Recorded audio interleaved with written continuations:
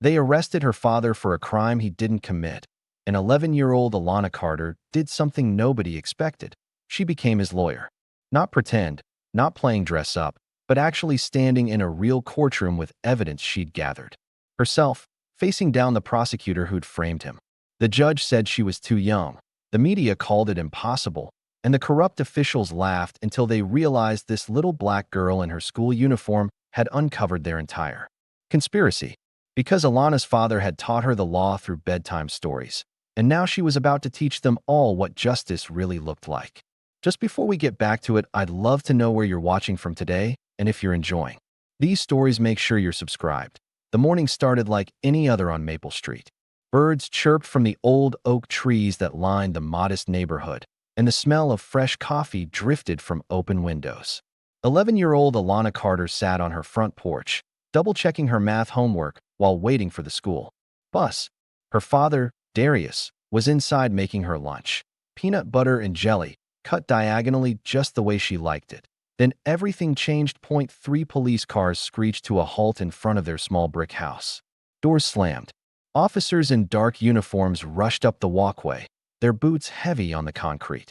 Alana's pencil fell from her hand, rolling down the porch steps. Darius Carter, the lead officer's voice boomed through the quiet morning. "We have a warrant for your arrest." Darius appeared at the door, still holding the sandwich he'd been wrapping. His face showed confusion, not fear. He was a tall man with gentle eyes and calloused hands from years of working as a mechanic. Those same hands that could fix any engine, that had braided Alana's hair every morning since her mother died, now slowly set down the sandwich. "There must be some mistake," Darius said calmly. He glanced at Alana, trying to keep his voice steady for her sake. "What is this about?" "Embezzlement. Fraud. Theft of community development funds." The officer rattled off the charges like items on a grocery list. "Turn around, hands behind your back." Alana watched as they handcuffed her father. The metal clicked with a sound that seemed to echo through her chest. Neighbors began emerging from their homes. Mrs. Washington from next door, old Mr. Thompson, with his morning newspaper still in hand. They all knew Darius. He fixed their cars for half price, helped carry groceries, taught Sunday school at the local church. "Daddy." Alana's voice came out small, barely a whisper. Darius looked at her, and in that moment, she saw something she'd never seen in his eyes before: helplessness. "It's okay, baby girl. This is just a misunderstanding. Remember what I taught you about the truth?" She nodded, clutching her school bag tight against her chest. "It always finds a way." "That's right. You go to school now. Miss Frey will look after you." As they led him to the police car, Darius kept his head high. But Alana saw his shoulders shake, just once. The police car doors slammed shut, and the vehicles pulled away, leaving tire marks on the street and a crowd of whispering neighbors. Alana stood frozen on the porch. The school bus arrived, honking its horn, but she didn't move. The driver, Mr. Frank, eventually gave up and drove away. She just stood there, watching the empty spot where the police cars had been. Hours passed. Miss Frey, Alana's 6th-grade teacher, arrived after the school called about her absence. She was a young woman with kind eyes and natural hair wrapped in a colorful headscarf. She'd always paid special attention to Alana, recognizing the girl's sharp mind and love for learning. "Alana, honey, let's go inside," Miss Frey said gently, but Alana didn't speak. Not a word. Inside the house, everything looked normal but felt wrong. Darius's coffee mug sat on the kitchen counter, still half full. His work boots were by the door, waiting for feet that wouldn't fill them today. The sandwich he'd been making for Alana lay unwrapped on the counter, the jelly starting to soak through the bread. Miss Frey tried everything to get Alana to talk. She asked questions, offered food, even put on Alana's favorite TV show. But the girl remained silent, her eyes distant, as if she was looking at something far away that no one else could see. The news spread fast. By evening, everyone knew about Darius Carter's arrest. The charges were serious: embezzlement of nearly $200,000 from the Riverside Community Development Fund. The fund was meant to help rebuild the neighborhood park and create after-school programs for local kids. The paper trail seemed clear: transfers made from the fund to accounts in Darius's name, signatures on documents, timestamps showing access from his computer login. Carson Vale, the prosecutor assigned to the case, held a press conference that very evening. He was a man who dressed like he wanted everyone to know he was important. Expensive suits, shiny shoes, a watch that caught the light when he gestured. His smile never quite reached his eyes. "This is a clear case of betrayal," Vale announced. To the cameras, a man trusted by his community, stealing from the very fund meant to help children, perhaps to compensate for his own failures as a single parent. That comment made Miss Frey's hands clench into fists as she watched from Alana's living room. Alana sat beside her on the couch, still silent, still staring at nothing. The next morning, Miss Frey drove Alana to school, hoping the routine might help. But in class, Alana wouldn't participate. She wouldn't answer questions, wouldn't read aloud, wouldn't even nod or shake her head. Her classmates whispered and stared. The school counselor, Mrs. Bradley, pulled her out of class twice, but Alana just sat in her office, silent as stone. "It's trauma," Mrs. Bradley told Miss Frey during lunch. "The shock of seeing her father arrested. She needs time." But Miss Frey wasn't so sure. She'd seen trauma before in her years of teaching. This was different. Alana's silence didn't feel like withdrawal or fear. It felt like preparation, like the quiet before a storm. That afternoon, Miss Frey took Alana to see Darius. She'd pulled strings to get them on the visitor list so quickly. The jail was a cold, gray building that smelled like disinfectant and despair. They sat in hard plastic chairs, looking at Darius through thick glass. He looked older already, just one day in. His mechanical engineer's hands, always so steady, trembled slightly as he picked up the phone. "Baby girl," he said, his voice cracking. "You have to talk. Please, tell Miss Frey you're okay."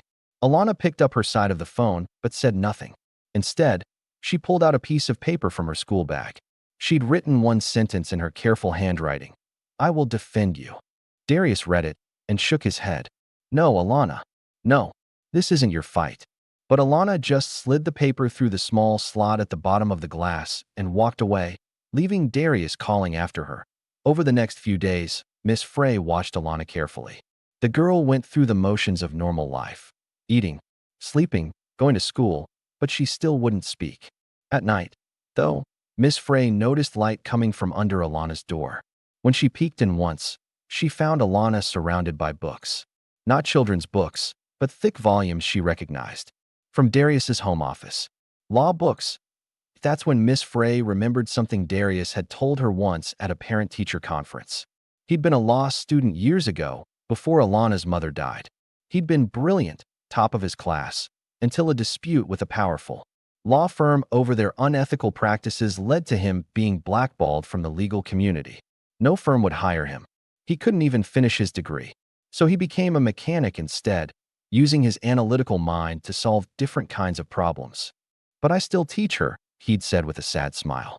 "Through bedtime stories about famous cases, games where we play court.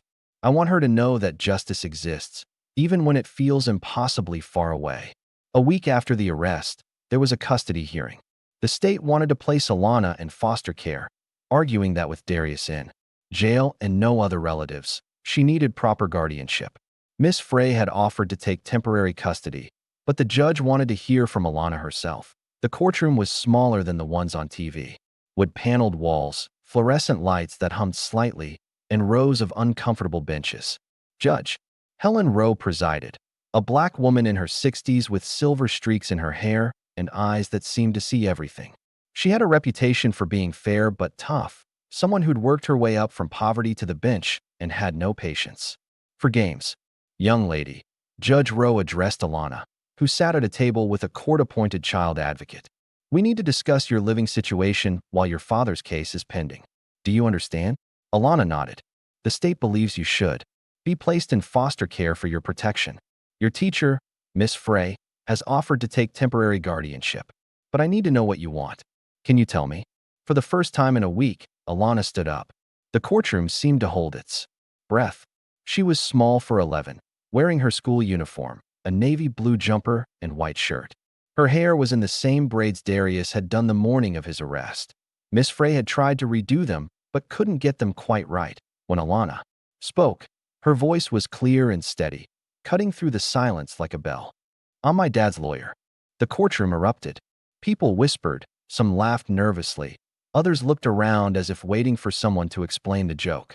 The court reporter's fingers froze over her keys. Even the bailiff, who'd seen everything in his 20 years on the job, raised an eyebrow. Judge Rowe's expression didn't change. She leaned forward slightly, her hands folded on the bench. "I'm sorry, young lady. What did you say?" "I'm my dad's lawyer," Alana repeated, louder this time. "He needs defense representation. No attorney will take his case because they're all afraid or they want too much money. So I'll do it." Carsonvale, who'd been sitting in the gallery too, observed the custody hearing, actually laughed out loud. It was an ugly sound, sharp and mocking. "Your Honor, this is ridiculous. The child is obviously disturbed by recent events. Perhaps we should, Mr. Vale." Judge Rowe's voice could have frozen water. "You are here as an observer. You will remain silent unless addressed." She turned back to Alana. "Sweetheart, I understand you want to help your father. But you're 11 years old. You're not a licensed attorney. You haven't been to law school. You can't represent anyone in court." "You didn't ask if I was licensed," Alana said calmly. "You asked who would represent my father's interests in this custody matter. That's me. I know him better than anyone. I know he's innocent. And I know the law. You know the law." Judge Rowe's tone was skeptical, but not unkind. "Yes, ma'am. Section 28 of the State Family Code says that in custody proceedings, a child of sufficient age and maturity may have their wishes considered. Section 31 says that a party may represent themselves pro se if they choose. My father is the party. I'm speaking as his voice because he's not here." The judge blinked. "Those were actual statutes, correctly cited." Carsonvale stood up again. "Your Honor, this is a waste of the court's time. Let the child have her fantasy. Send her to foster care, where she can get the psychological help she clearly needs." Alana turned to look at him. "Mr. Vale, do you know what in loco parentis means?" Vale's face reddened. "Of course I do. I'm an actual lawyer, little girl." "Then you know that Miss Frey, as my teacher who has taken responsibility for me this week, already has a form of legal guardianship. The state's motion for foster care placement is redundant and wasteful, just like your prosecution of my father." The whispers in the courtroom grew louder. Someone in the back row was already texting furiously, probably to a news outlet. Judge Rowe banged her gavel. "Order." She studied Alana for a long moment. "Young lady, where did you learn about these statutes?" "My father taught me. He was in law school before." Alana paused. "Before certain people made sure he couldn't finish." "That's slander." Vale snapped. "It's only slander if it's false," Alana replied quietly. Miss Frey watched in amazement. This was the same girl who'd helped her decorate the classroom for Halloween, who'd played double dutch at recess. But standing there in that courtroom, Alana seemed to transform. Her spine was straight, her voice steady. She wasn't playing at being a lawyer. She was advocating. Judge Rowe made a decision. "I'm going to call a recess. Young lady, Alana, I want you to come to my chambers. Miss Frey, you as well. Mr. Vale, you're dismissed from these proceedings as they don't concern your case." In the judge's chambers, the atmosphere was different. Less formal, more intimate. The walls were lined with law books and photographs. Judge Rowe as a young lawyer, receiving awards, shaking hands with civil rights leaders. "Sit," the judge said, gesturing to chairs across from her desk. She pulled off her reading glasses and rubbed her eyes. "Alana, what you're trying to do is impossible. You cannot actually represent your father in criminal court." "Why not?" "Because the law requires. The law requires adequate representation." Alana interrupted, then quickly added, "Sorry for interrupting, ma'am. But if no lawyer will take his case, and the public defender is overworked and already said he doesn't have time to review the evidence properly, then what's adequate about that?" Judge Rowe leaned back. "You've been doing your research." "Yes, ma'am." Alana pulled a folder from her school bag. It was thick with papers, all neatly organized with colored tabs. "I've been reading the case files. The evidence. The timeline doesn't make sense." "What do you mean?" Alana opened the folder. "The prosecution says my dad transferred money on March 15th at 2:47 p.m. But I have his work schedule from the auto shop. He was under Mrs. Patterson's car replacing her transmission at that exact time. There's a timestamp on the work order and a security camera that shows he never left the garage." Judge Rowe took the papers, examining them. Her expression grew more serious. "There's more," Alana continued. The computer login they say he used, my dad doesn't even know that password anymore. The community center changed their system in January, and he never updated his access because he'd stopped volunteering there when he took extra shifts to pay for my school supplies. How do you know all this? Because I pay attention. Because my dad taught me to notice details. And because someone is lying about him, and I need to prove it. Miss Frey spoke up for the first time. Your Honor, I've been watching Alana all week. This isn't a traumatized child acting out. She's been studying, preparing. She's serious about this.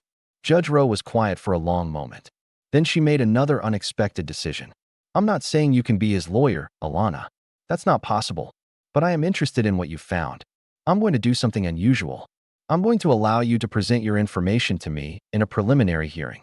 Not as a lawyer, but as, let's call it a concerned party with relevant information. Thank you, Your Honor, Alana said formally. Don't thank me yet. If you're going to do this, you're going to do it right. That means following court procedures, proper documentation, and respectful presentation. Can you do that? Yes, ma'am. And you'll continue going to school. This doesn't excuse you from your education. I understand. Judge Rowe looked at Miss Frey. I'm granting you temporary guardianship of Alana while this matter is sorted out. But if this becomes a circus, if this child is being exploited or harmed in any way, I'll shut it down immediately. Understood. Understood, Your Honor. As they left the courthouse, reporters were already gathering. Someone had leaked that an 11-year-old girl had claimed to be her father's lawyer. Cameras flashed, questions were shouted, but Miss Frey shielded Alana and hurried her to the car. That night, Alana finally ate a full meal. She even smiled a little when Miss Frey attempted to redo her braids and made them lopsided. Why didn't you speak all week? Miss Frey asked gently. I was thinking, Alana replied.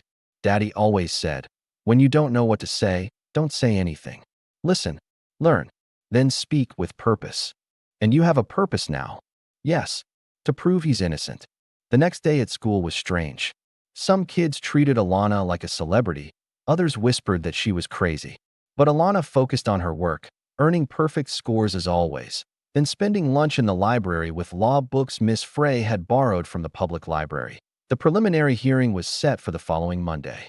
The weekend was a blur of preparation. Alana organized her evidence into a presentation. She practiced her speaking in front of the mirror.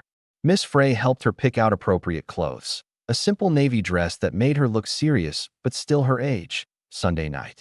They visited Darius again. This time, he looked worse. Orange jumpsuit hanging loose on his frame, eyes shadowed with exhaustion. Alana, baby, you have to stop this, he pleaded through the glass. These are powerful people. Carsonvale, the firm he works with, they destroy people who get in their way. Like they destroyed you. Alana asked quietly. Darius was silent. Daddy, you taught me about Thurgood Marshall, about Constance Baker Motley, about all the lawyers who stood up when everyone said they couldn't win. You taught me that justice isn't about winning, it's about truth. I taught you bedtime stories. I didn't mean for you to what? To actually believe them. Darius pressed his hand against the glass. Alana pressed hers against it from the other side. I'm scared for you, he whispered. I'm scared too, she admitted. But I'm more scared of what happens if I do nothing. Monday morning came gray and drizzly. The preliminary hearing was in a small conference room, not a full courtroom. Present were Judge Rowe, a court reporter, Carsonvale, who'd insisted on attending, Alana with Miss Frey, and surprisingly, an older black woman in the corner who introduced herself as Eunice Templeton, a retired civil rights attorney there.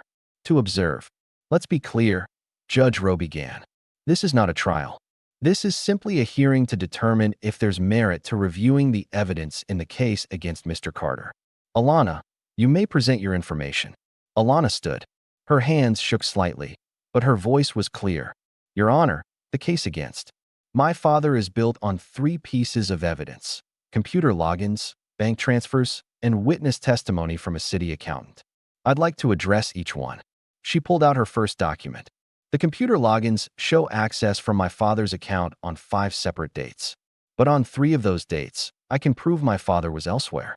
She laid out work schedules, signed receipts, even a photo from a church event. Someone else was using his login. Carsonvale scoffed. He could have given his password to someone else to cover his tracks. Then why? Alana turned to him. Did the password get changed though? day after he was locked out of the system for forgetting it? There's a help desk ticket showing he couldn't log in after January 10th. All the transfers happened after that date. Vale's expression flickered. Alana continued, laying out inconsistencies in the bank records, showing how the account numbers had been altered in the documents. She was methodical, precise, never raising her voice, but never backing down either. And finally, she said, the witness who claims to have seen my father authorize these transfers, Mr. Richard Brennan, has something interesting in his history. Objection. Vale stood up. This child cannot make accusations against. Sit down, Mr. Vale, Judge Rose said coldly. This is not your courtroom. Continue, Alana. Mr. Brennan was promoted 2 days after my father's arrest. He got the exact job my father had applied for and been denied, Director of Community Outreach, a job that pays 3 times what he was making before. The room was silent. Judge Rowe reviewed the documents Alana had provided. Her face was unreadable. Finally, she spoke. This is substantial. More substantial than I expected. She looked at Carson Vale. Mr. Vale, have you reviewed these discrepancies? They're coincidences. Circumstantial at best. Perhaps, but they deserve investigation. Judge Rowe made her decision. I'm ordering a formal review of the evidence in State versus Carter. Additionally, I'm concerned about the rush to prosecute without thorough investigation. Your Honor, Vale protested. You can't seriously be taking the word of a child. I'm taking the word of evidence, Mr. Vale. Evidence that a child was able to find, but apparently your office overlooked. That should concern you. She turned to Alana. Young lady, what you've done today is remarkable. However, this doesn't mean you can continue acting as your father's representative in criminal proceedings. You've raised questions that need answers, and I'll ensure they get proper attention. But Your Honor, Alana started. No buts. You've done more than anyone could expect. Now let the system work. As they left the conference room, Eunice Templeton approached them. That was impressive. Young lady, she said to Alana. I haven't seen such careful preparation from some licensed attorneys. Thank you, ma'am. Tell me, what made you think to look at the promotion records? My dad always said, when someone benefits from a crime, ask if they committed it. Eunice smiled. Your father sounds like he should have been a lawyer. He was going to be. Until Carson Vale's firm destroyed his reputation for refusing to help them hide evidence in a wrongful eviction case. Eunice's smile faded. Is that so? Well, young lady, perhaps we should talk more. I may be retired, but I still remember a thing or two about fighting corruption. As they walked out of the courthouse, the rain had stopped. Sunlight broke through the clouds, and Alana felt something she hadn't felt since the morning of her father's arrest. Hope. The Monday after the preliminary hearing, Alana sat at Miss Frey's kitchen table, surrounded by papers that seemed to multiply. Every time she looked away, the morning sun streamed through the window, highlighting the dust motes dancing in the air. Miss Frey was making breakfast, but Alana barely noticed the smell of bacon and eggs. She was too focused on the computer screen in front of her, scrolling through PDF after PDF of financial records. You need to eat something, Miss Frey said, setting a plate down beside her. Just 5 more minutes, Alana mumbled, not looking up. There's something wrong with these numbers. Miss Frey looked over her shoulder. The screen showed a spreadsheet with rows and rows of transactions. To her, it looked like gibberish, but Alana was tracing her finger along certain entries, her brow furrowed in concentration. Look, Alana said suddenly. March 15th, 2:47 p.m. That's when they say my dad transferred $50,000. But look at this other entry. March 15th, 2:47 p.m. Another transfer, same amount, different account number. It's like someone copied the transaction but changed the destination. Before Miss Frey could respond, her phone buzzed. Unknown number. She almost didn't answer, but something made her pick up. Hello, is this Miss Frey? The voice was young, nervous. Male. Who is this? I can't say, but I know about the Carter case. I know Alana's been looking into things. I want to help. Miss Frey put the phone on speaker, gesturing for Alana to listen. What kind of help? Miss Frey asked carefully. I work in Carson Vale's office. I'm just an intern, but I've seen things. Documents that don't match. Emails that got deleted. I know what they did to Mr. Carter, and it's not right. Alana grabbed a notepad, started writing quickly. Can you prove it? Miss Frey asked. Maybe. I have access to some files. But if they find out I talked to you, we can meet somewhere safe, Miss Frey suggested. No, no meetings. Too risky.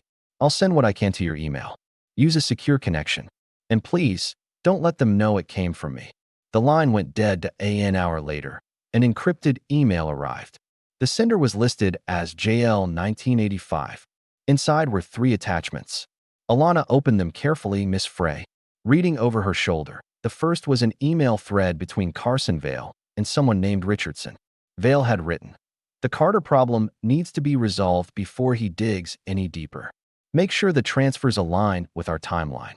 The second was a spreadsheet showing the original community fund records before they'd been altered. The real transfers had gone to a completely different account, one registered to a shell company called Riverside Consulting, LLC. The third made Alana's hands shake. It was a memo from 2 years ago, when her father had still been in law school.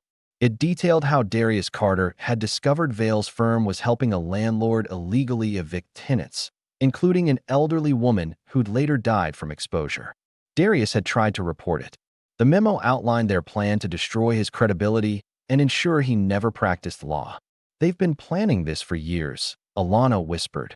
That afternoon, they went to see Judge Rowe in her chambers. The judge reviewed the documents with a deepening frown. "Where did you get these?" she asked. "An anonymous source," Miss Frey said carefully. "I can't use anonymous sources in court. You know that. But it gives us direction," Alana said. "Now we know what to look for. Riverside Consulting, LLC. We can trace that." Judge Rowe sighed. "Alana, you're 11 years old. This is dangerous territory you're entering. Carson Vale is connected to powerful people. If he finds out you have this information, he already knows I'm fighting him," Alana said.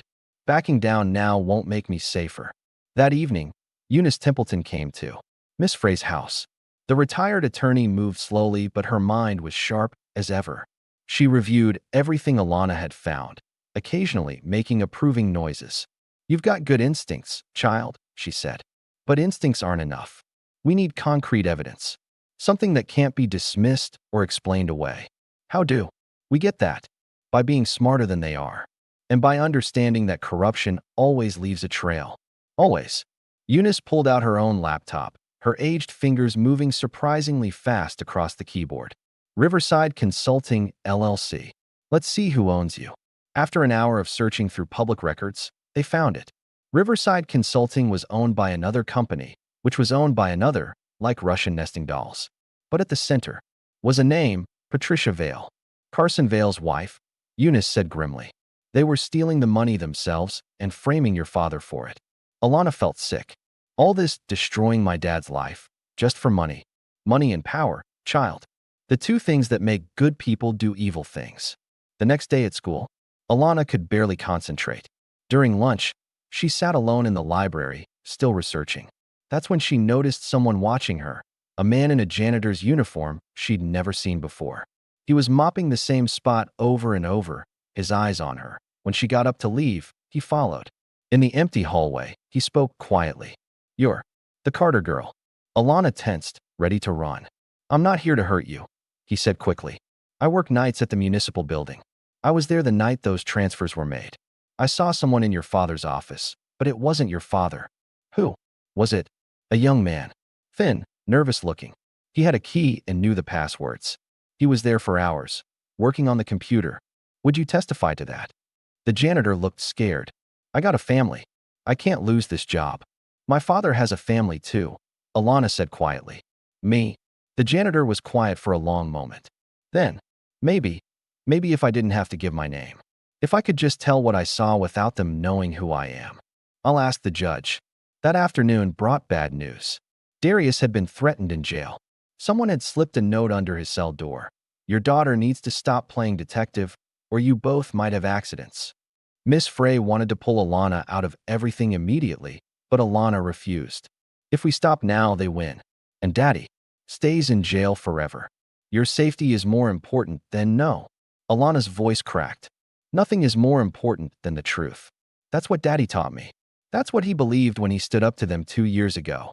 I can't be less brave than he was." That night, unable to sleep, Alana found an old photo album in her backpack. Pictures of her mother, who died when she was 7. Her mother had been a teacher too, like Miss Frey. In one photo, she was standing in front of a classroom, smiling, with a banner behind her that read, "Stand for what's right, even if you stand alone." Alana touched the photo gently. "I'm not alone, Mama. I've got Miss Frey and Eunice and even Judge Rowe, I think. We're going to make this right." The next morning brought a breakthrough. Jordan, the intern who'd been feeding them information, sent another encrypted file. This one was explosive, security footage from the municipal building on the night of March 15th. It clearly showed someone else using Darius's keycard to enter the building at 2:30 p.m. The timestamp matched perfectly with when Darius was provably at the auto shop, but the video was grainy. You could see it wasn't Darius. The person was shorter, thinner, but you couldn't identify who it actually was. "It's enough to create doubt," Eunice said. "But we need more." That afternoon, something strange happened. Alana was walking home from school with Miss Frey when a black sedan pulled up beside them. The window rolled down, and Carson Vale himself looked out. "Little girl," he said, his voice like ice. "You're playing a dangerous game." Miss Frey stepped protectively in front of Alana. "Are you threatening a child, Mr. Vale?" "I'm offering advice. Smart people know when to stop pushing. Your father could have been a lawyer, Alana, if he'd just learned to play along. Don't make his mistake." "His only mistake," Alana said, stepping out from behind Miss Frey, "was thinking the law would protect him from people like you." Vale's face darkened. "You think you're clever.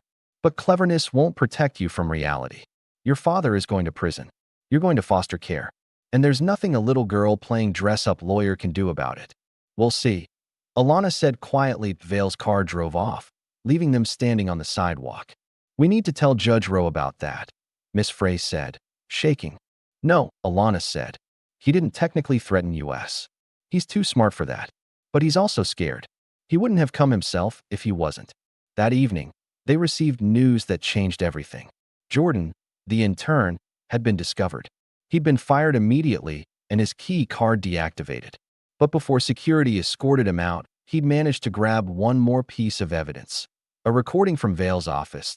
He met them briefly in a coffee shop parking lot, looking terrified, but determined. "This is it," he said, handing over a USB drive. "I'm leaving town tonight. I can't. I'm sorry, but I can't testify. They've threatened my family too. But this recording, it should be enough." On the recording, Vale's voice was clear. "I don't care what we have to do. Carter knows too much about the Richmond evictions. If he ever gets his law license, he'll come after us. So we make sure he never does. Frame him for the embezzlement. Discredit him completely. The community fund monies already gone anyway. Might as well make him the fall guy." The morning of the next hearing arrived with unexpected spring warmth. Alana dressed carefully in the navy dress that had become her courtroom uniform.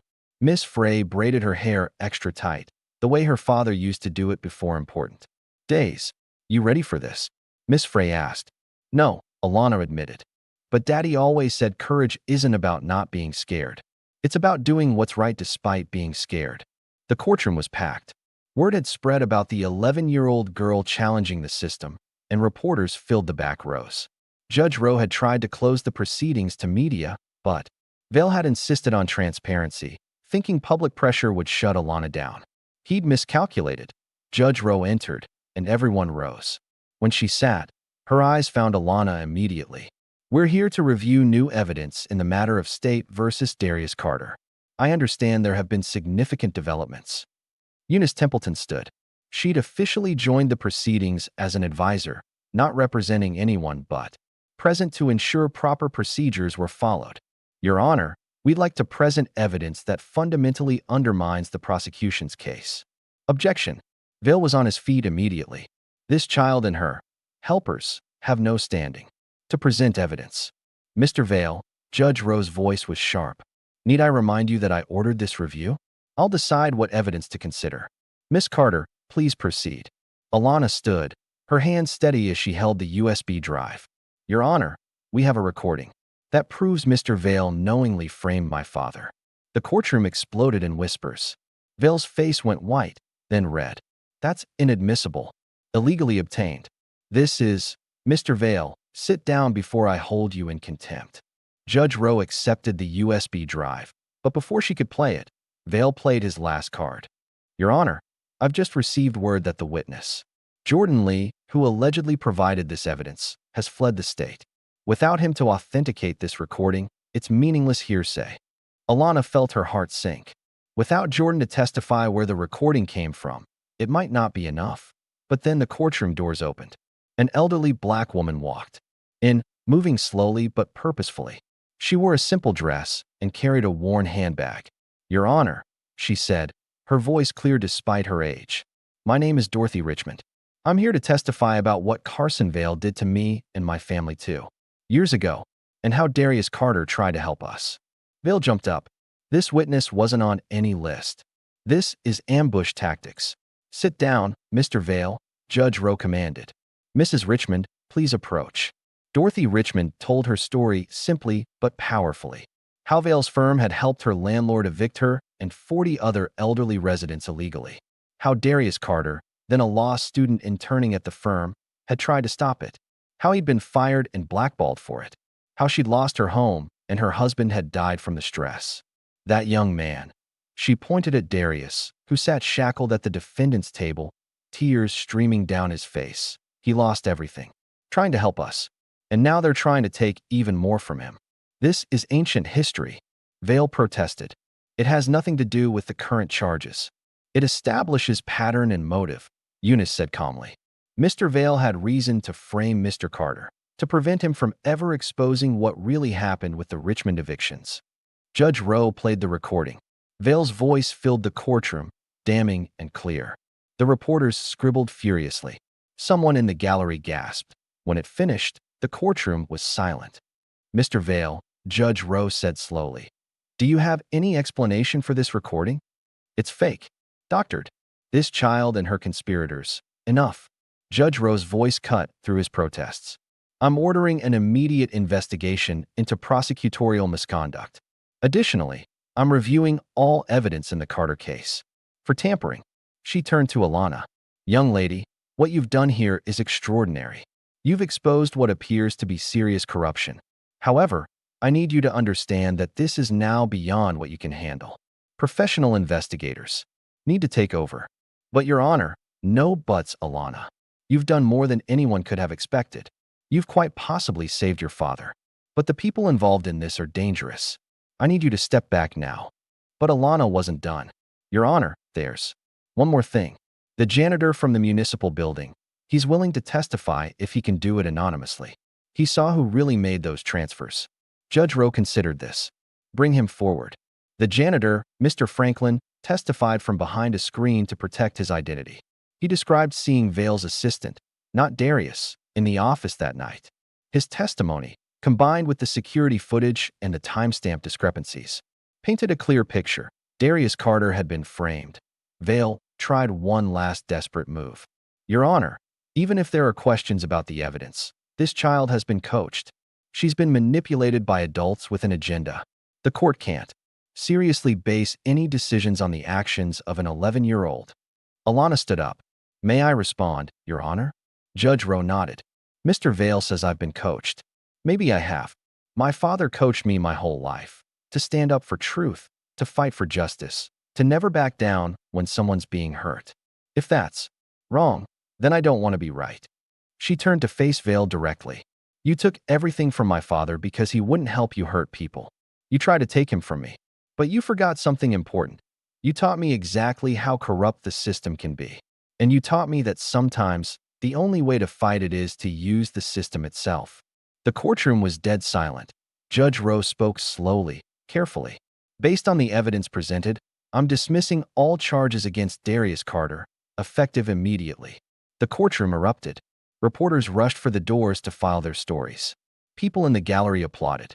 Darius, finally unshackled, ran to Alana and swept her up in his arms, both of them crying. But Judge Rowe wasn't finished. She banged her gavel for order. Furthermore, I'm referring Carson Vale for immediate investigation by the State Bar and the District Attorney's Office for prosecutorial misconduct, evidence tampering, and conspiracy to commit fraud. Vale's face was purple with rage. This is a travesty. I'll appeal. Officers, please escort Mr. Vale from my courtroom. As security moved toward him, Vale pointed at Alana. You think you've won, little girl? This isn't over. Yes, Alana said quietly. It is. As Vale was led away, Judge Rowe called Alana to approach the bench.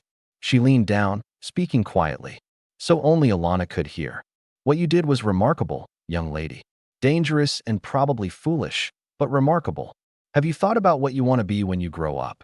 A lawyer, Alana said without hesitation.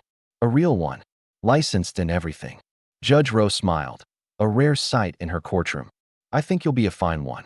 But for now, how about you just be an 11-year-old girl who saved her father? Yes, Your Honor. As they left the courthouse, the media surrounded them. Cameras flashed, microphones were shoved forward, questions flew from every direction. But Alana held tight to her father's hand and didn't say a word. She'd said everything that needed saying in the courtroom. That evening, in Miss Frey's living room, they had a small celebration. Eunice was there, and Dorothy Richmond, and even Judge Rowe stopped by briefly. Jordan called from wherever he was, hiding to congratulate them. What you did was brave, Eunice told Alana. Braver than most adults would be. I was terrified the whole time, Alana admitted. Good. Bravery without fear is just recklessness. You were brave because you were afraid. And did it anyway. Darius sat quietly, holding his daughter like he might never let go. You saved me, baby girl.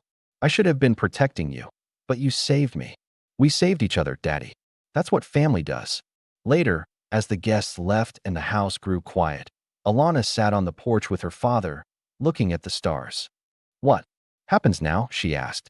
Now we rebuild. Vale's going to prison, most likely. The community fund will be restored. And maybe I'll finally finish law school. We could be lawyers together, Alana said. Maybe.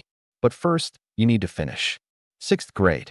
They laughed, and for the first time in weeks, it felt like everything might actually be okay. 3 days after Carson Vale's arrest, the backlash began. Alana woke up to find their lawn covered in garbage, thrown there during the night. Nasty. Words were spray-painted on Miss Frey's car. The message was clear. Winning in court didn't mean the fight was over. Darius had moved back home, but he wasn't the same. The weeks in jail had left him thin and jumpy.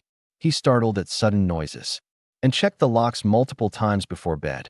He'd been scheduled to return to work at the auto shop, but mysterious calls to his employer claiming he was unstable and dangerous had cost him his job. They're not going to stop, he said quietly over breakfast, dark circles under his eyes. Vale has friends, powerful ones. Then we keep fighting, Alana said, pushing her cereal around her bowl. No, Darius's voice was firm. You've done enough. More than enough. It's time to let the adults handle this. But the adults weren't handling it well. The investigation into Vale's misconduct was moving slowly. Very slowly. The prosecutor assigned to the case, a man named William Hartley, seemed to find problems with every piece of evidence. The recording was questionable. The financial records were inconclusive. Even Dorothy Richmond's testimony was labeled emotionally biased. That afternoon, Carson Vale held a press conference from his expensive lawyer's office. He wore a perfectly pressed suit and a practiced expression of wounded innocence. I've been the victim of a coordinated attack, he announced to the cameras. A desperate man used his own child to manipulate the justice system. He coached her, fed her lines, turned her into a puppet for his vendetta against me. It's child abuse, plain and simple. The reporters ate it up. By evening, the narrative was shifting. Opinion pieces questioned whether Alana had been exploited. Cable news pundits debated whether Darius should face charges for psychological manipulation of a minor. The hashtag #SaveAlana started trending, but not in the way they'd hoped. People were saying she needed to be saved from her father. Alana watched the coverage from her bedroom, fists clenched. Miss Frey found her there, tears of frustration on her face. It's not fair, Alana said. We told the truth. We proved everything. Why are they believing him? Because he's loud, Miss Frey said gently, sitting beside her. And sometimes, the loudest voice drowns out the truth. Then we need to be louder. That night, Eunice Templeton called an emergency meeting. She'd been doing her own investigation, using old contacts from her civil rights days. What she'd found was disturbing. Vale isn't working alone, she said, spreading documents across Miss Frey's dining table. There's a whole network. Judges, prosecutors, city officials. They've been siphoning money from public funds for years. The Community Development Fund was just the tip of the iceberg. How deep does it go? Darius asked. Deep enough that they'll do anything to protect it. Vale's arrest scared them. They're closing ranks. So what do we do? Miss Frey asked. We need inside information. Someone currently in the system who's willing to talk. Jordan already risked everything, Alana said. We can't ask him. Not Jordan. Someone else. Someone with more access and more protection. The next day at school, Alana could feel the shift. Some kids whispered that her dad was crazy, that he'd made her lie in court. Others defended her, leading to arguments in the hallways. Her teacher tried to maintain normalcy, but even she seemed unsure how to handle the situation. During lunch, Alana sat alone in the library, researching the names Eunice had uncovered. That's when she noticed someone watching her, a well-dressed woman with steel-gray hair and sharp eyes. The woman approached slowly, like someone approaching a spooked animal. Alana Carter, she asked quietly. Alana tensed, ready to call for help. I'm not here to hurt you, the woman said quickly. My name is Margaret Stone. I was Carson Vale's supervisor at the district attorney's office. I submitted my resignation this morning. I couldn't stand by anymore. She sat down across from Alana. What you did in court, exposing Vale, it was the bravest thing I've seen in 30 years of law. And it made me realize how cowardly I've been. You knew what he was doing. Margaret's face crumpled slightly. I suspected, but suspecting and proving are different things. And I had a career to protect, a pension to think about. I told myself I was picking my battles. But really, I was just afraid. Are you still afraid? Terrified. But I have information that might help. Documents, emails, recordings from official meetings. Evidence of how deep this corruption goes. Why should we trust you? Alana asked, her 11-year-old voice carrying surprising authority. You shouldn't, but I'm hoping to earn that trust. Margaret pulled a flash drive from her purse. This contains everything I could safely copy. There's more, but it's too dangerous to access right now. Alana took the drive carefully. What do you want in return? Nothing. Except maybe redemption. I've been part of this system for too long. It's time I helped tear it down. That evening, they reviewed Margaret's files.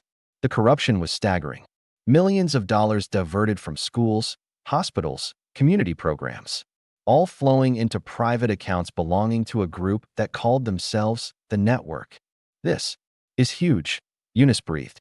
This could bring down half the city government, which is exactly why they'll fight so hard to stop us, Darius said grimly. The next morning brought terrible news. Jordan Lee had been found, dead. The official report called it a car accident, but the timing was too convenient. Everyone knew. It was a message. This is what happens to whistleblowers. Alana stood at her bedroom window, staring out at the street where she used to play hopscotch without fear. They killed him because of me. No, Darius said firmly, putting his hands on her shoulders. They killed him because he was brave enough to stand up to them, just like you were. His death isn't your fault. It's theirs. But if you hadn't fought back, I'd be in prison for life. And they'd still be stealing from our community. Jordan knew the risks. He chose to help anyway. We honor him by continuing the fight. That afternoon, Judge Rowe called them to her chambers. She looked tired, older than she had during the trial. I'm being pressured to recuse myself from anything related to the Vale case, she said bluntly. There are suggestions that my impartiality has been compromised. By who? Eunice demanded. People above my pay grade. People who can end my career with a phone call. She looked at Alana. They're particularly upset about my decision to let you present evidence. They're calling it judicial misconduct. Are you going to step back? Alana asked. Judge Rowe was quiet for a long moment. 20 years ago, I might have. I had a career to build, a reputation to protect. But watching you stand up in my courtroom, facing down grown men who tried to intimidate you, it reminded me why I became a judge in the first place. She stood straighter. No, I'm not stepping back. In fact, I'm appointing a special prosecutor to investigate the network. Someone from outside the city, with no local connections to corrupt. Who? Darius asked. Her name is Lydia Winters. She's from the State Attorney General's office. She has a reputation for being incorruptible and ruthless when it comes to public corruption. When does she arrive? Tomorrow. And I suggest you share everything you have with her immediately. Because once the network realizes what's happening, they'll escalate. Judge Rowe was right. That night, Miss Frey's house was broken into while they were at dinner. Nothing was stolen, but message was clear: we can get to you anytime. Darius wanted to send Alana away, hide her somewhere safe. But Alana refused. If I run now, they win. And everyone who's been brave enough to help us. Jordan, Margaret, Judge Rowe, their risks mean nothing. You're 11 years old. Darius exploded. You shouldn't have to be this brave. No, I shouldn't. Alana agreed quietly. But I do. The next morning, Lydia Winters arrived like a force of nature.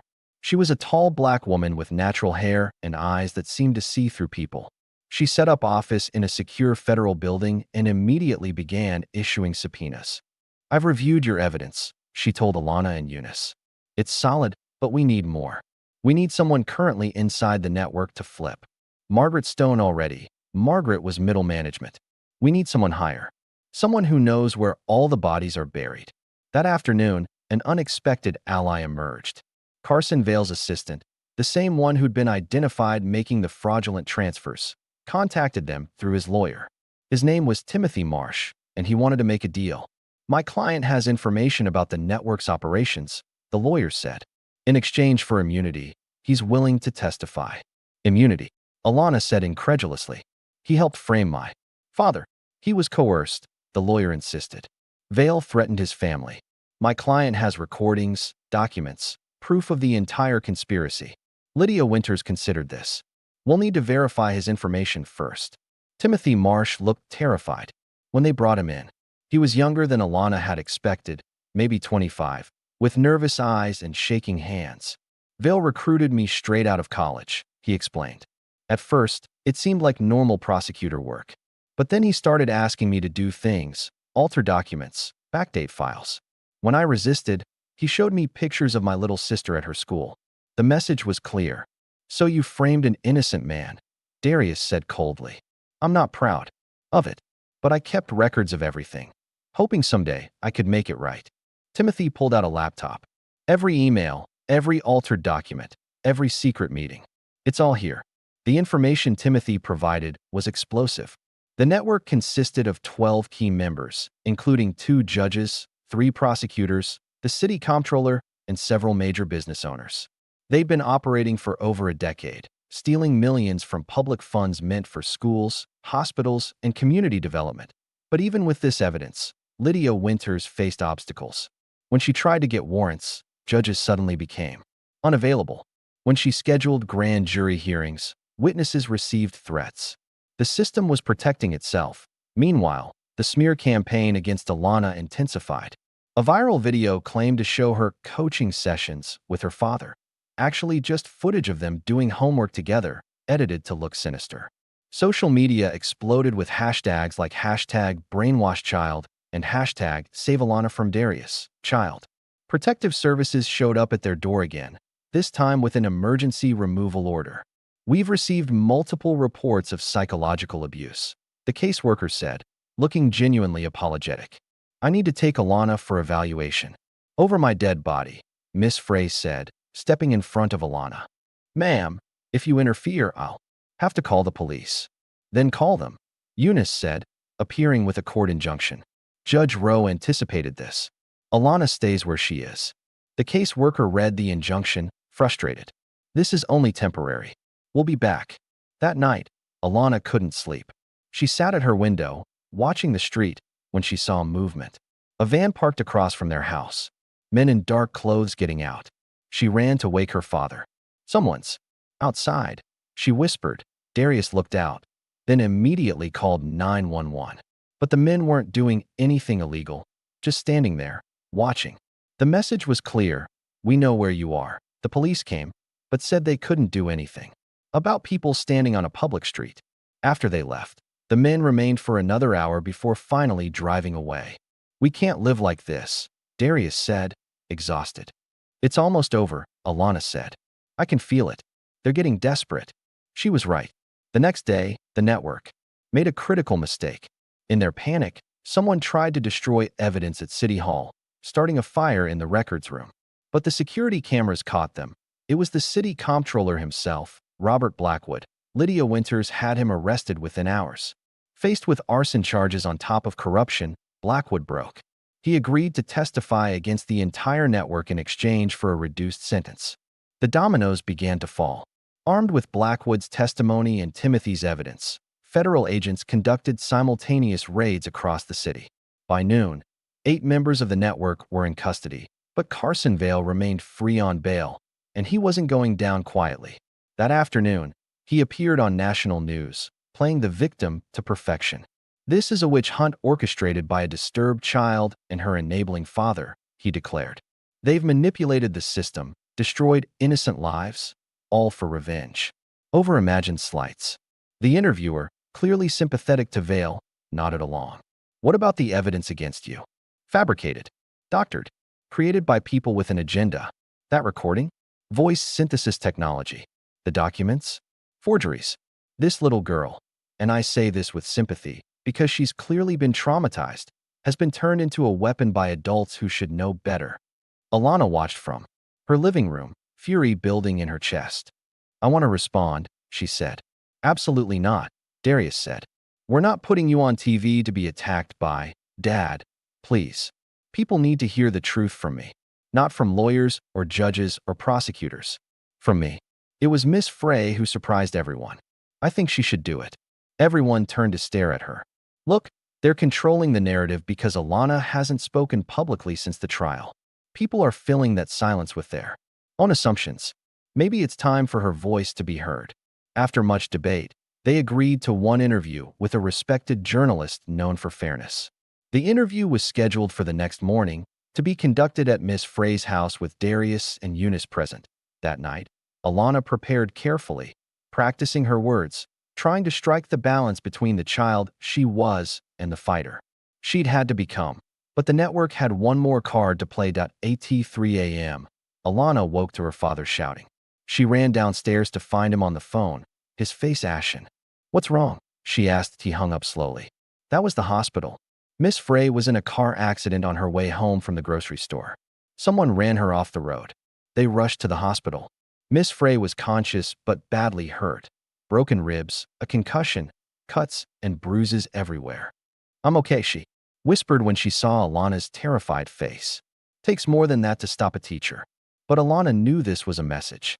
Back off, or the people you love will pay the price. Standing in that hospital room, looking at Miss Frey's bandaged face, something hardened in Alana. The fear she'd been carrying transformed into something else, determination. "We're ending this," she said quietly. "Tomorrow." The interview was moved to the hospital with Miss Frey's permission. She insisted on being present, even from her hospital bed.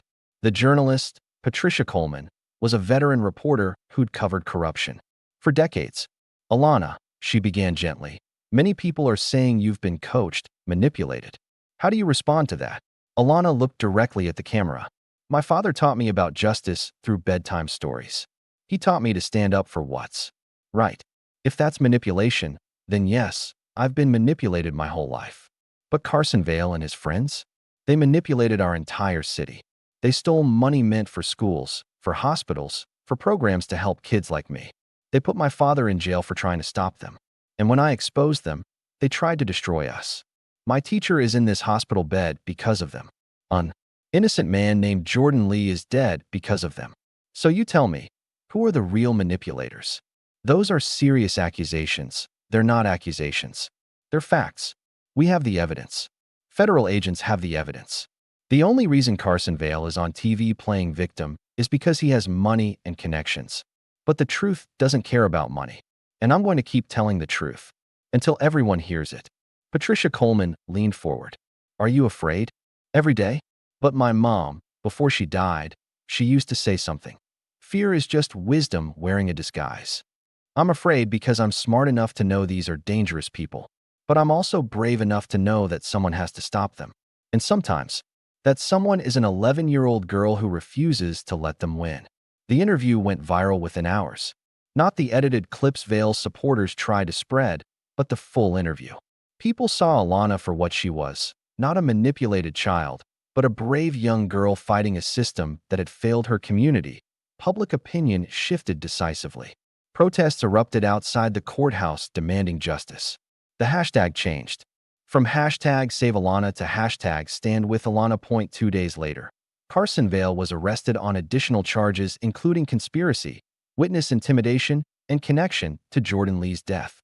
This time, bail was denied, standing outside the courthouse after Vale's arrest. Alana was surrounded by reporters. "What's next for you?" one asked. "Sixth grade," she said simply. "I have a math test on Friday." Everyone laughed, but Alana was serious. She was tired of being a symbol, tired of fighting. She just wanted to be a kid again. That evening, they gathered at the hospital to celebrate with Miss Frey. Darius had his arm around his daughter. Eunice was telling stories from her civil rights days, and even Judge Rose stopped by with flowers. "You know," the judge said to Alana, "in all my years on the bench, I've never seen anything like what you did. You didn't just expose corruption. You reminded us all what courage looks like." "I had help," Alana said, looking around the room at all the people who'd stood by her. "Yes, but you were the spark.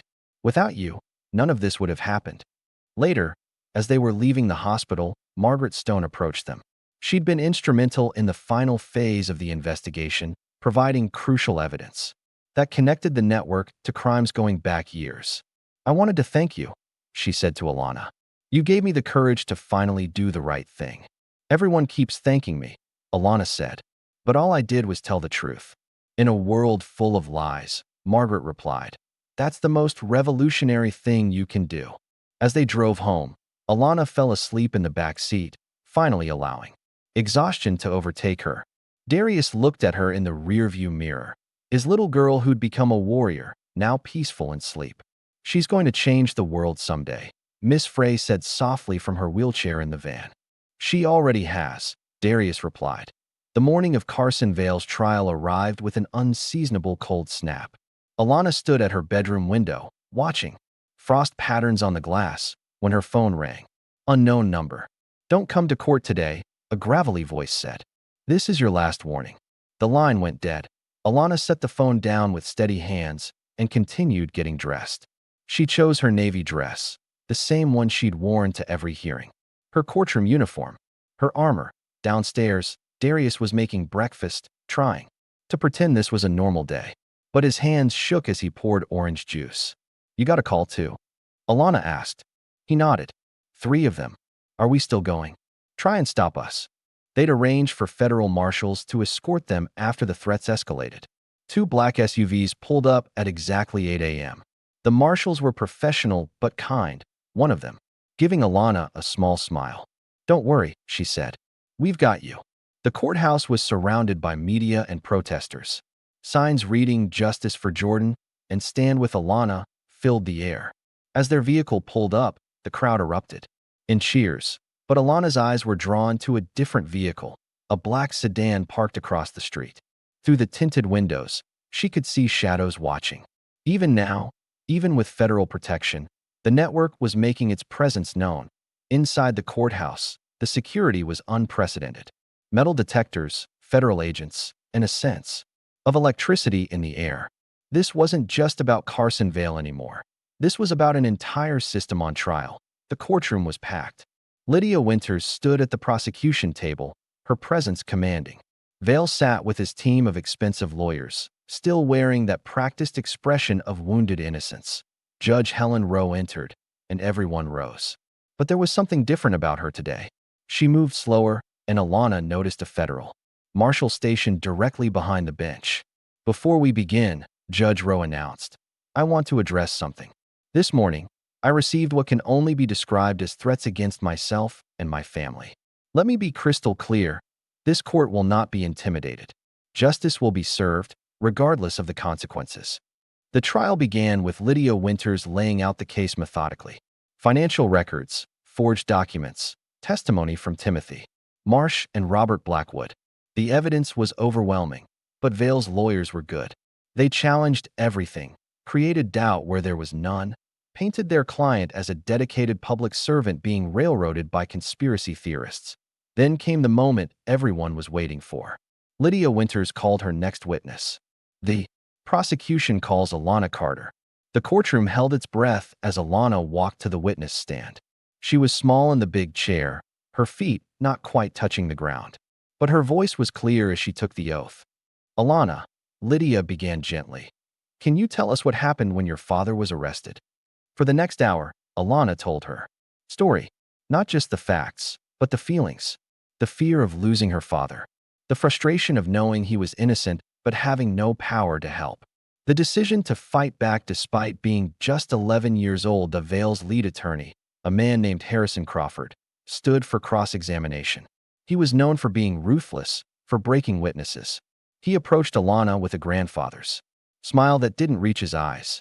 Alana, he began, you love your father very much, don't you? Yes. You do anything to help him. I do anything that's right to help him.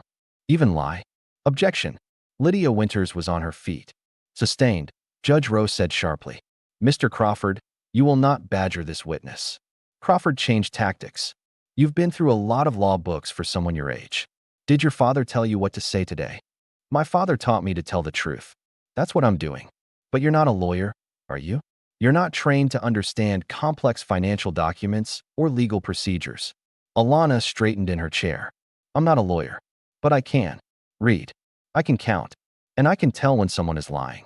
Like when Mr. Vale said my father accessed the computer system on dates when I can prove he was somewhere else. That's not complex. That's just a lie. You seem very confident for a child. I'm confident because I'm right. And being young doesn't make me wrong. Crawford tried for another hour to break her, to confuse her, to make her contradict herself. But Alana held firm, answering each question calmly, never losing her composure. Finally, Crawford made a mistake. He got frustrated. Isn't it true, he snapped, that you're just an attention-seeking child who's been coached to, Mr. Crawford? Alana interrupted, her voice stronger now. Jordan Lee is dead. My teacher is still recovering from someone trying to kill her. My father spent weeks in jail for a crime he didn't commit. If you think I went through all of that for attention, then you don't understand anything about what's happened here. The courtroom was silent. No further questions, Crawford said, returning to his seat. As Alana stepped down from the witness stand, she happened to glance at Carson Vale. For just a moment, his mask slipped, and she saw the real him, angry, desperate, and afraid. He knew he was losing. The defense presented their case over the next 2 days, but it felt hollow. Their witnesses were clearly lying, their evidence weak. Vale himself took the stand, but his testimony was a web of contradictions that Lydia Winters tore apart with surgical precision. Then, on the third day, something unexpected happened. Margaret Stone was testifying about the network's operations when the courtroom doors burst open. Federal agents rushed in, heading straight for the defense table. Carson Vale, the lead agent, announced, "You're under arrest for conspiracy to commit murder in the death of Jordan Lee." The courtroom exploded. Vale jumped to his feet, shouting about frame-ups and persecution, but the agents were already cuffing him. As they let him out, he turned to look at Alana one last time. "You destroyed everything," he snarled. "No," Alana said quietly. "You destroyed everything. I just showed everyone what you did." Judge Rowe called for order, then made an announcement. "Given these new developments, I'm declaring a mistrial in the current proceedings. However, Mr.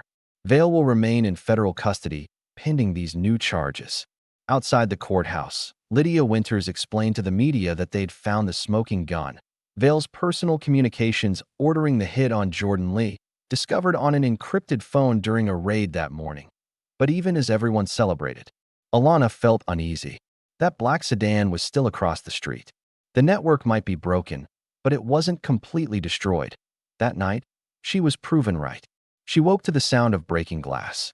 Someone had thrown a brick through their living room window with a note attached. Vale was just the beginning.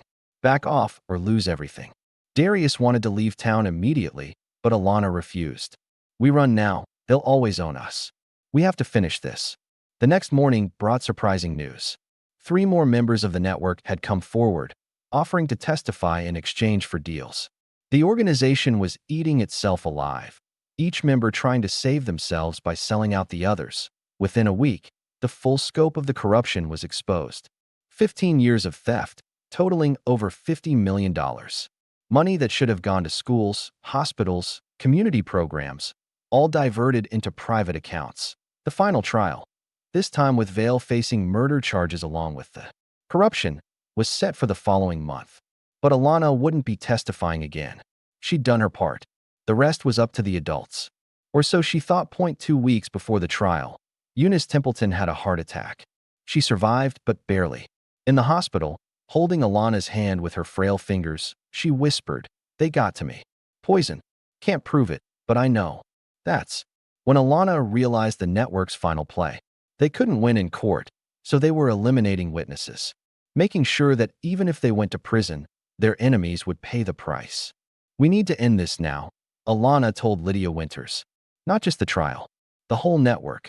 Every last member. We're trying, but no. I have an idea. But you're not going to like it." Alana's plan was dangerous, but simple. She would go on national television and challenge the network directly. Call out every member by name. Make them so famous, so exposed, that they couldn't operate anymore. "Absolutely not," Darius said. "You'll have a target on your back forever."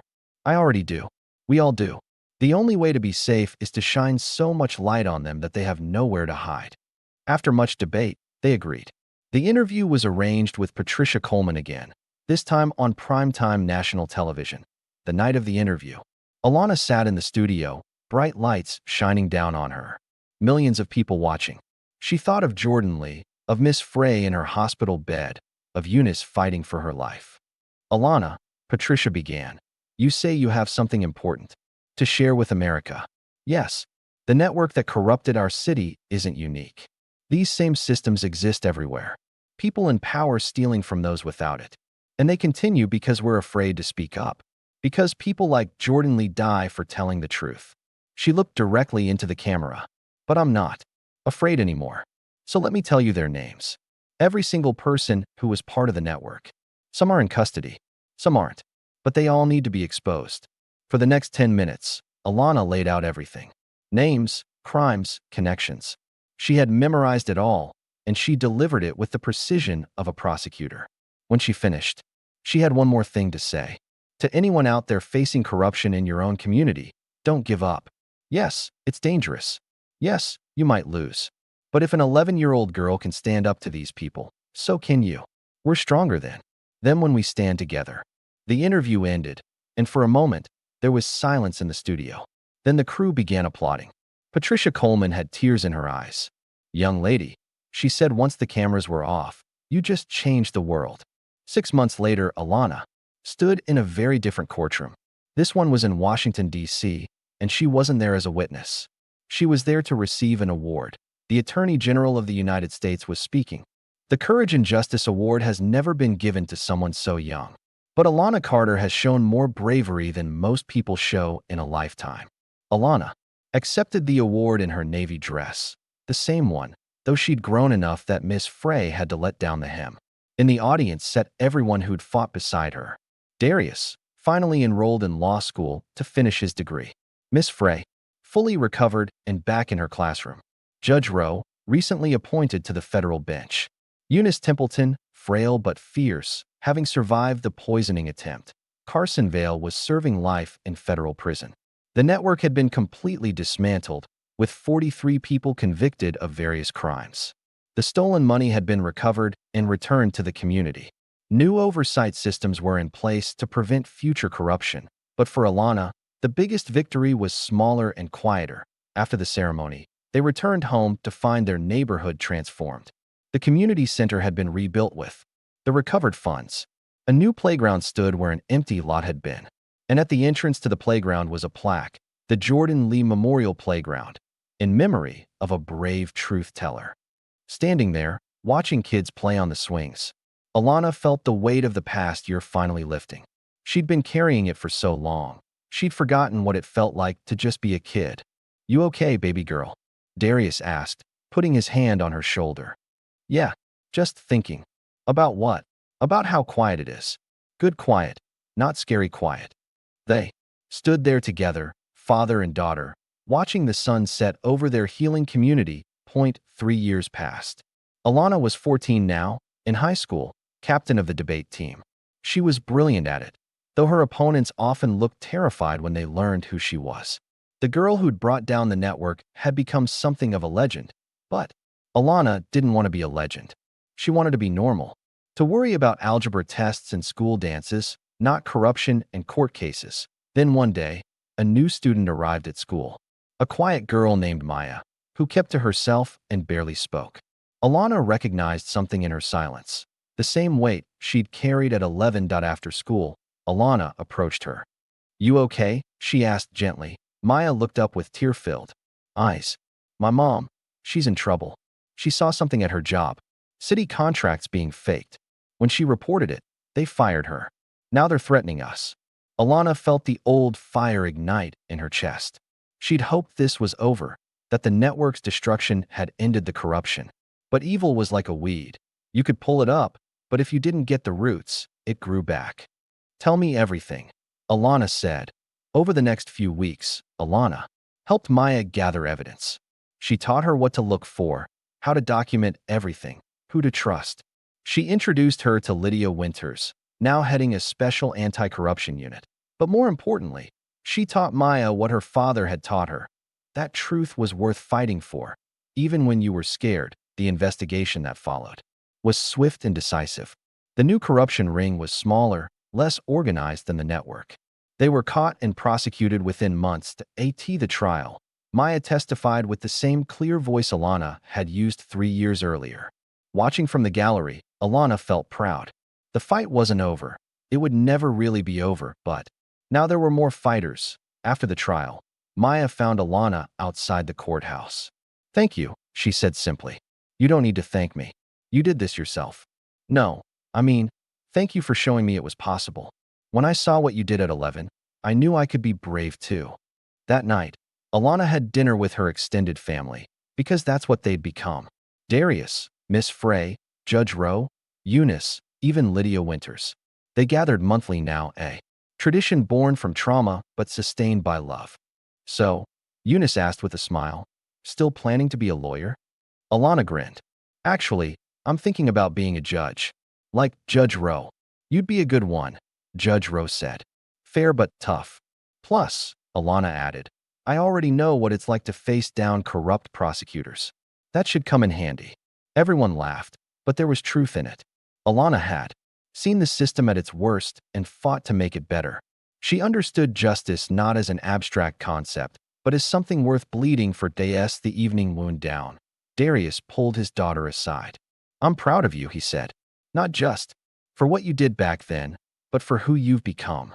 "I learned from the best," Alana replied, hugging him tight.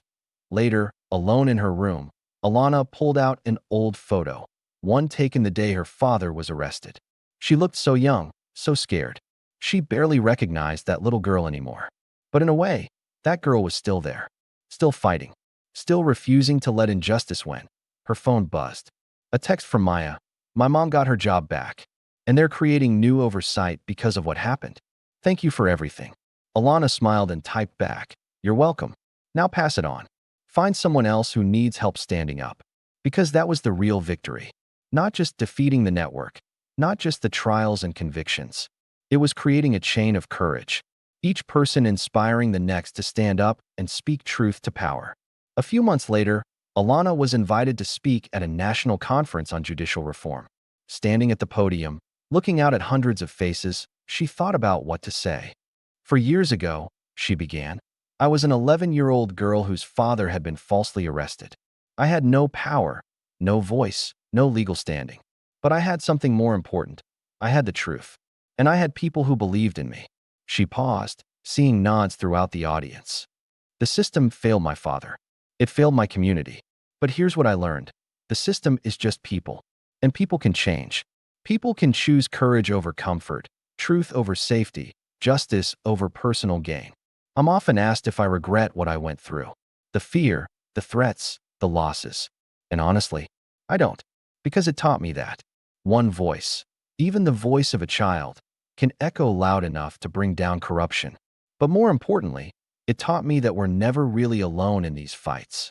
For every Carsonvale, there's a Judge Rowe. For every corrupt network, there's a community ready to stand against it. We just have to be brave enough to stand first.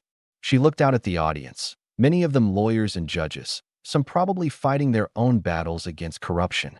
So I challenge you today, be the person who stands first. Be the one who speaks up. Be the voice for those who haven't found theirs yet. Because justice isn't just about laws and courts. It's about people deciding that truth matters more than anything else. The applause was thunderous, but Alana barely heard it. She was thinking about Jordan Lee, who died for the truth. About Miss Frey, who'd nearly died protecting her. About everyone who'd risked everything to fight alongside an 11-year-old girl who refused to let her father rot in jail for a crime he didn't commit. Years later, when Alana did become a lawyer and eventually a judge, she kept a photo on her desk.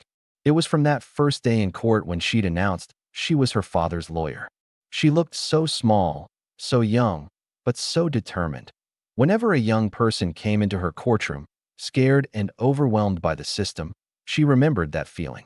And she made sure to listen extra carefully, to look for the truth behind the fear, because sometimes the smallest voices carry the most important messages, and sometimes all it takes to change the world is one person brave enough to say, "This is wrong, and I'm going to fight it." Even if that person is just 11 years old, even if that person is scared, even if that person is you. The last scene takes place 8 years after the original trial. Alana, now 19 and in her second year of law school, receives a letter. No return address, just her name written in careful script. Inside is a single paragraph. "Dear Alana, you don't know me, but your story saved my life. I was trapped in an abusive situation, being silenced by powerful people. I thought I had no voice. Then I saw a video of an 11-year-old girl standing up to an entire corrupt system. If you could do that, I thought, maybe I could speak up too. I did. I'm free now. Thank you for showing me that courage can come in any size, at any age. You didn't just save your father. You saved all of us who needed to see that fighting back is possible." It's unsigned, but at the bottom is a small drawing of a girl in a navy dress, standing tall in front of a judge's bench. Alana smiles, carefully, folds the letter, and places it in a box with hundreds of others just like it. Letters from people who found their courage because an 11-year-old girl refused to be silent. She closes the box and returns to her studies. There's work to do, justice to fight for, truth to defend, and somewhere out there, another young person is facing impossible odds, thinking they're too small, too powerless to make a difference. They're wrong. Alana Carter proved that, and she's not done yet. If an 11-year-old girl could bring down an entire network of corruption simply by refusing to stay silent, what injustices are we allowing to continue because we've chosen comfort over courage? If Alana's story moved you, please like this video and subscribe for more powerful stories that remind us that heroes come in all sizes.